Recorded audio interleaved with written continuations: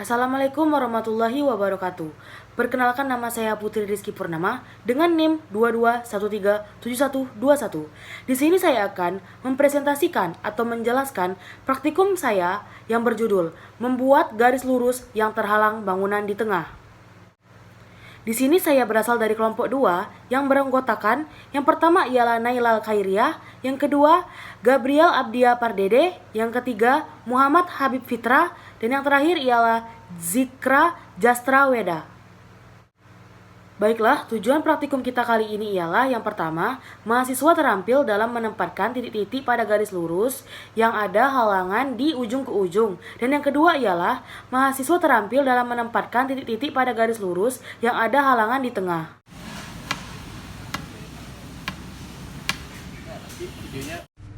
Alat dan bahan yang kita gunakan dalam praktikum kali ini ialah yang pertama kita menggunakan yalon, yang kedua kita menggunakan pen ukur, dan yang ketiga kita menggunakan pita ukur. Tentunya kita akan menggunakan kompas. Yang kelima kita menggunakan helm safety, dan yang keenam kita menggunakan rompi safety. Bahan yang kita gunakan ialah buku dan alat tulis. Keselamatan kerja. Mahasiswa memakai sepatu. Pastikan jumlah alat yang dipinjam. Hindari kehilangan alat. Gunakan rompi untuk identitas Anda di lapangan. Pakailah helm untuk keamanan kepala Anda. Dilarang bermain HP ketika praktikum.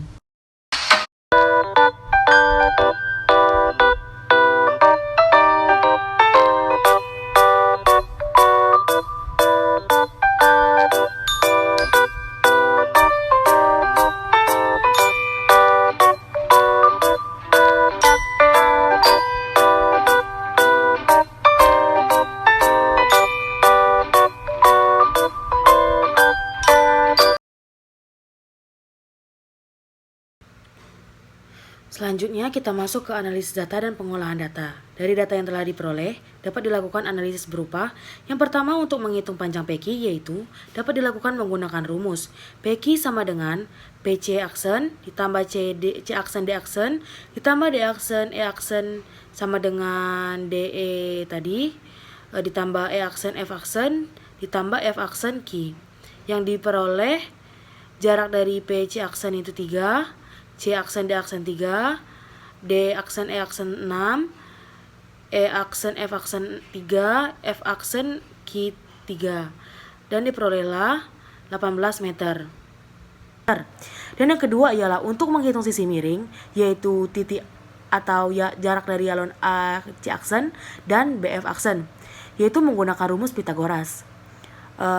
Rumusnya adalah sebagai berikut, yaitu AC aksen sama dengan C aksen C kuadrat ditambah AC kuadrat.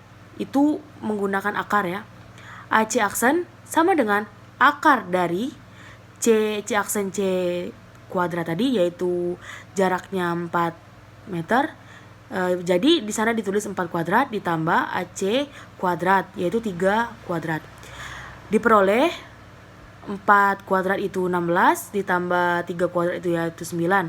Akar dari 25 sama dengan 5 meter. Berarti jarak AC aksen itu adalah 5 meter menggunakan rumus Pitagoras. Dan jarak untuk BF aksen itu sama dengan jarak AC aksen tadi menggunakan rumus Pitagoras juga.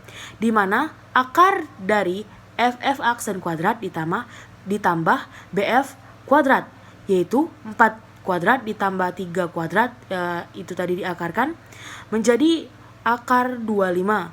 Dan jarak BF aksen adalah 5 meter sama dengan jarak AC aksen tadi. Kemudian yang ketiga, untuk menghitung jarak PC dan QF tadi dapat menggunakan perbandingan sudut atau yang biasa disebut dengan triple Pitagoras, yang dimana jarak dari yalon P ke yalon A yaitu 4 meter, jarak dari yalon A ke yalon C yaitu 3 meter, maka diperoleh jarak dari yalon P ke C yaitu 5 meter sesuai dengan perbandingan sudut yaitu 3 berbanding 4 dan berbanding 5. Kemudian jarak dari yalon QF yaitu menggunakan rumus atau menggunakan perbandingan sudut yaitu yang biasa kita sebut triple Pitagoras, yang dimana QB yaitu 4 meter, BF yaitu 3 meter, maka diperoleh QF yaitu 5 meter. Dan sudut yang digunakan dalam praktikum kali ini adalah sebesar 204 derajat.